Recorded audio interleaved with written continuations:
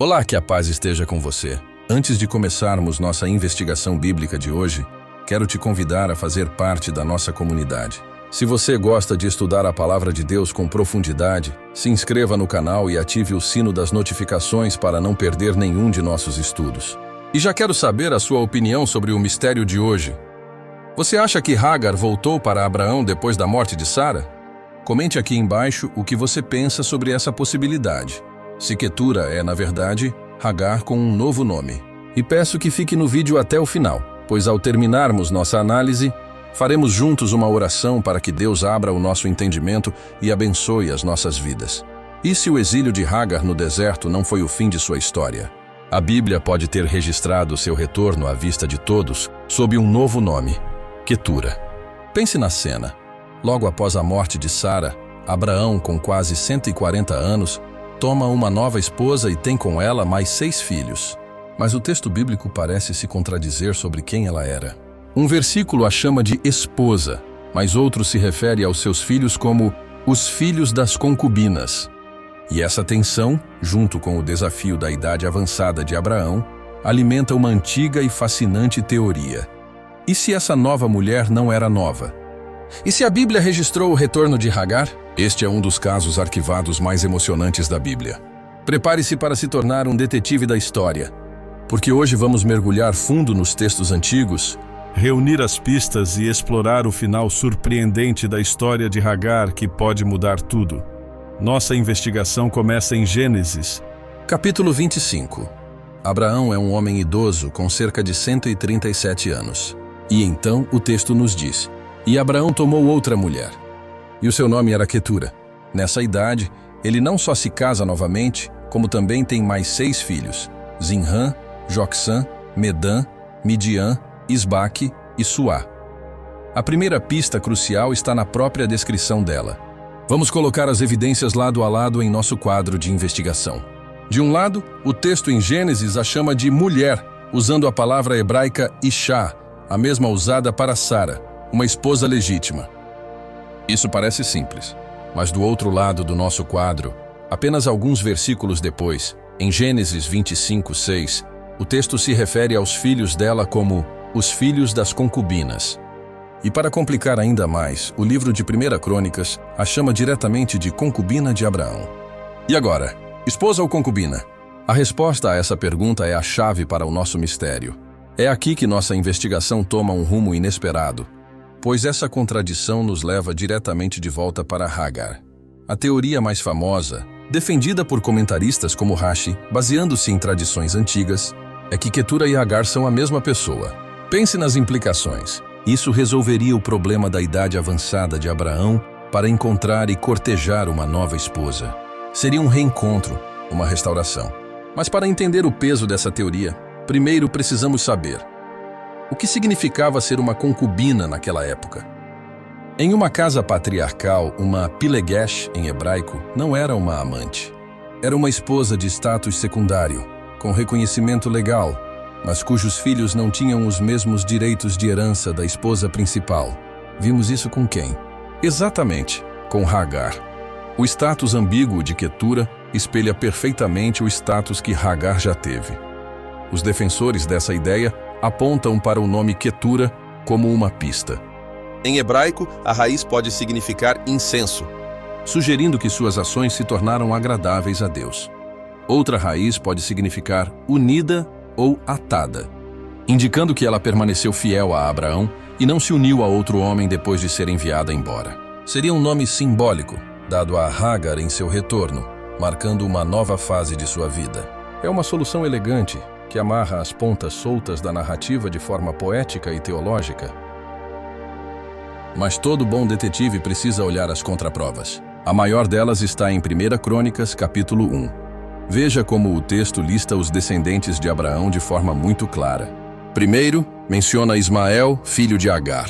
Depois, Isaque, filho de Sara. E separadamente diz: os filhos de Quetura, concubina de Abraão. Para muitos, essa listagem genealógica distinta é a prova definitiva de que estamos falando de 2 mulheres diferentes. Por que o cronista as separaria tão cuidadosamente se fossem a mesma pessoa? Então o caso permanece aberto. Temos 2 possibilidades. Ou aceitamos que Abraão, em um último ato de vitalidade, casou-se com uma nova mulher e fundou mais 6 ramos de sua família? Ou consideramos a teoria comovente de que Quetura era Hagar, retornando para um final de vida ao lado do patriarca? Ambas as leituras nos forçam a olhar mais de perto o texto e a complexidade da vida de Abraão. E independentemente de quem ela foi, seu legado é inegável e pode ser rastreado através de seus filhos. Veja a árvore genealógica se ramificando a partir dos filhos de Quetura. Eles não são apenas nomes. Eles se tornaram os pais de nações inteiras. O mais famoso, Midian. Esse nome soa familiar? Deveria. Foi para a terra de Midian que Moisés fugiu do Egito. E lá, ele se casou com Zípora, filha de Jetro, o sacerdote de Midian. Isso mesmo.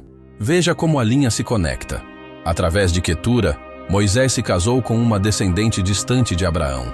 Essa conexão de primos distantes torna a relação futura entre Israel e os midianitas, ora aliados, ora inimigos, muito mais profunda. E os outros filhos? Joksã é ligado aos reinos de Sabá e Dedã, comerciantes de ouro do sul da Arábia. Suá pode ser o ancestral de Bildade, um dos amigos de Jó.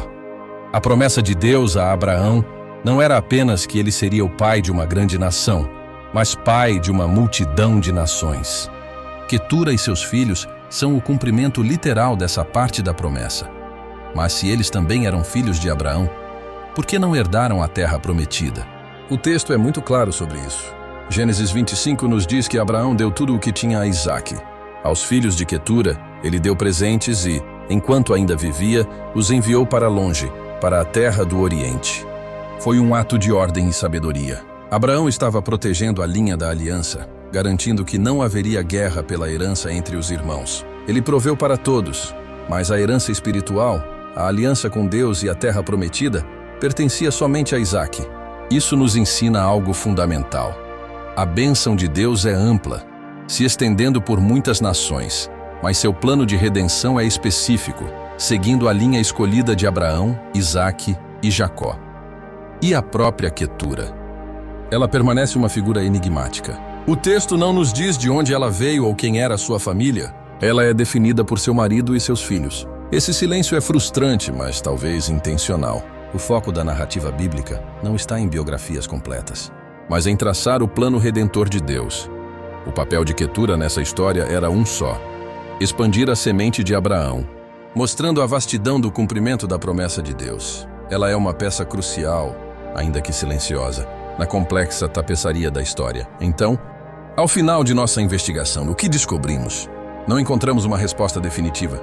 O mistério se Quetura era Hagar permanece. Mas talvez essa não seja a pergunta mais importante. O que encontramos foi uma apreciação mais profunda da complexidade da Bíblia. Vimos como uma simples genealogia pode esconder debates de séculos, conexões históricas profundas e princípios teológicos fundamentais sobre herança e promessa. A história esquecida de Quetura, ou a história redescoberta de Hagar, nos ensina a ler com mais atenção. Ela nos lembra que cada nome importa, e que a família de Abraão era muito maior do que imaginamos. Mostra que o plano de Deus é vasto, abençoando muitas nações, mesmo enquanto foca em uma linhagem específica para a redenção do mundo. Essa investigação não precisa terminar aqui. Releia Gênesis 25 com esses novos olhos. Você acredita na possibilidade do retorno de Hagar, uma redenção silenciosa registrada nas entrelinhas? Ou a evidência de duas mulheres distintas é mais forte para você? Compartilhe seus pensamentos de detetive nos comentários. O diálogo respeitoso nos ajuda a cavar ainda mais fundo. A história de Quetura prova que mesmo nas passagens mais negligenciadas, há um mundo de significado esperando para ser descoberto. Vamos orar. Senhor Deus, Pai de Abraão, Isaque e Jacó, nós te agradecemos pela riqueza e profundidade da tua palavra. Te pedimos agora, humildemente, que o teu Espírito Santo abra o nosso entendimento. Ilumina a nossa mente e o nosso coração, para que possamos não apenas conhecer as tuas histórias, mas compreender as tuas verdades e o teu grande plano de amor para a humanidade. Abençoe cada pessoa que ouviu esta mensagem até o final. Abençoe suas famílias, seu trabalho, sua saúde e sua caminhada de fé. Que a tua paz, que excede todo entendimento, guarde os nossos corações e mentes em Cristo Jesus. Amém.